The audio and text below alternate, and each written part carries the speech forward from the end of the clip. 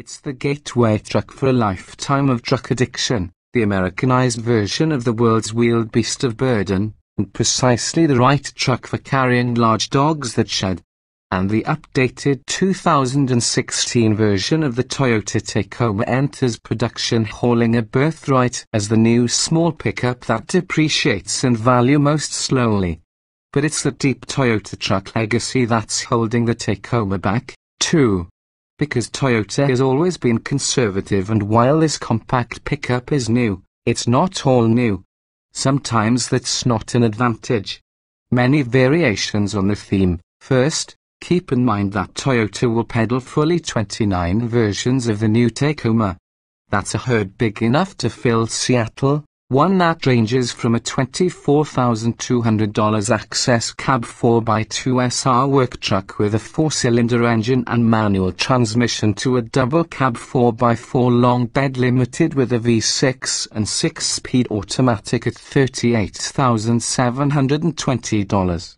The average price is $31,768, and the version coming closest to that is the $31,665 TRD Sport Double Cab 4x2 with a V6 and automatic transmission.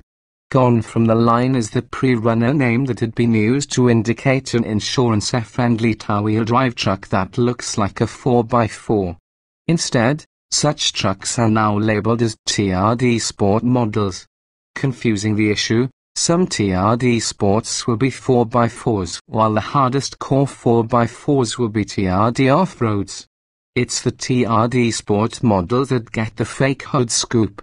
In the middle, those thinly sliced TRD Sport and TRD Off-Road and SR and SR5 and limited variations, there's plenty of room to shove in some features that stake out new ground. A GoPro camera windshield mount is standard on all models! But also plenty of carryover from the Tacoma that was introduced as a 2005 model. The steel ladder frame and suspension underneath carries forward fortified and retuned but is unchanged in concept.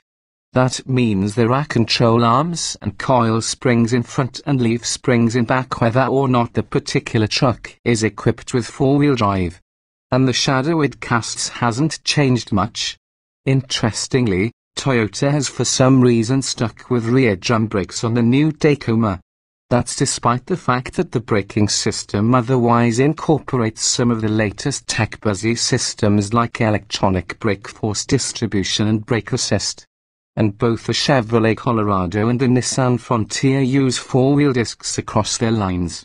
Toyota explains that in this class of trucks, where whatever towing that goes on is light, braking force from the rear wheels is relatively unimportant. Which is true. Beyond that, the company asserts the drums have an advantage when off-roading because they're sealed against rocks, mud, and other crud. That's kind of pushing it. The long and short, as before, the Tacoma rides on either a 127.4 or 140.6-inch wheelbase, depending on whether the particular truck is an extended access cab or crate-style double cab fitted with a choice of 5.60.5 inches or 6-foot 73.7-inch beds. Toyota describes the Tacoma as mid-size, and that does distinguish it from the much smaller Toyota trucks from which it has evolved. But at 225.5 inches long overall, the longest 2016 Tacoma is actually only 3.4 inches shorter than the Toyota Tundra Crew Max we tested for a comparo earlier this year. Toyota dumped the regular cab from the Tacoma line after 2014 due to a lack of demand. But beyond the fact that few customers seem to want regular cab trucks anymore, the latest US fuel economy regulations are calculated according to footprint, which is to say the area of the rectangle determined by the four wheels hub centers.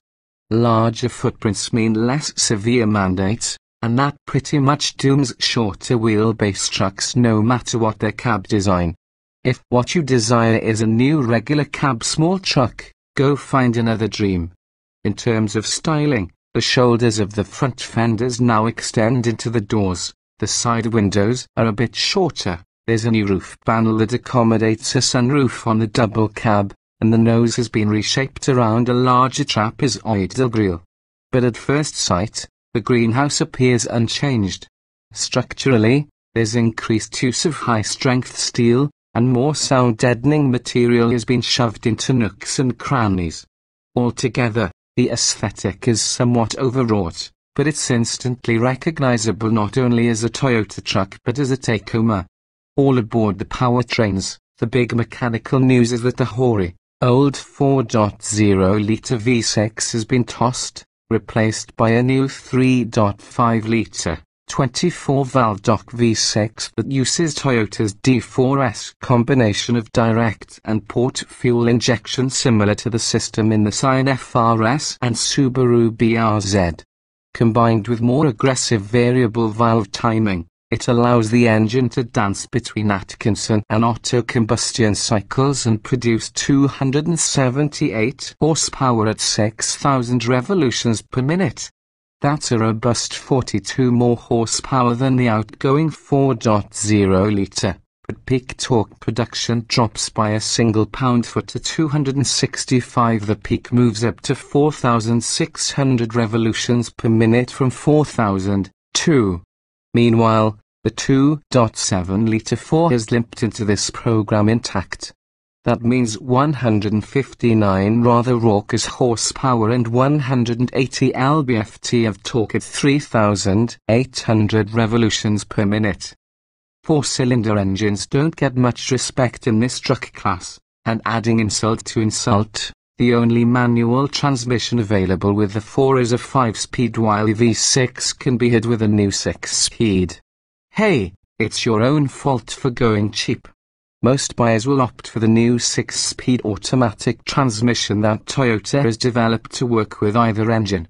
With a direct 1-to-1 gear in 4th and 2 deep overdrives in 5th and 6th, the new transmission works peachy.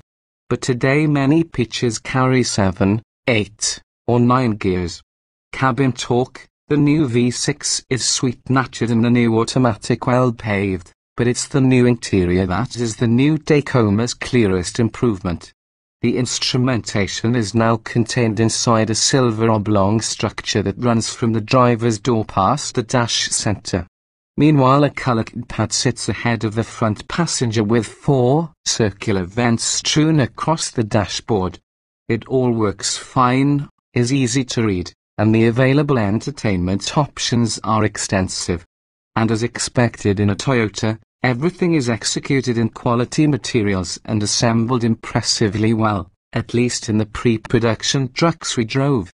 Conceding all that, the front seats have rather short bottom cushions, and the rear seats in the access cab models are better used as parcel shelves than accommodating even the youngest mammals. The double cab models are more usable, and likely to make up more than 70% of Tacoma production, but the space back there isn't expansive. If you're looking to Uber with your Tacoma, don't expect to earn many 5-star ratings. On-road, the new Tacoma in any grade is quieter and easier going than previous versions. The ride motions are better controlled, the V6 significantly more subdued, and the steering better mannered if not particularly communicative. This isn't a sports car and it doesn't pretend to be.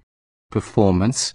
Best guess has any V6 model waltzing to 60 miles per hour in about 8 seconds.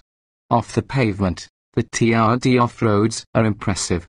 The dual-range transfer case is easy to engage in. There's a crawl control system that acts as a sort of low-speed off-road cruise control, electronically operating the engine and brakes when surmounting serious obstacles. It works, even though you still have to steer. There wasn't much chance to operate the multi-terrain select system that optimizes the traction control system for particular conditions. It probably works. For a redesign that doesn't redesign everything, the new Tacoma is a solid update. But looking forward, this market niche is likely to get only more competitive as the introduction of GM's fresh compact trucks invites more entries. And will this Tacoma get a diesel option if the Canyon Colorado twins attract buyers with their upcoming Duramax 4-cylinder? The Tacoma has earned its space for at least a decade. Now, suddenly, that space is worth watching.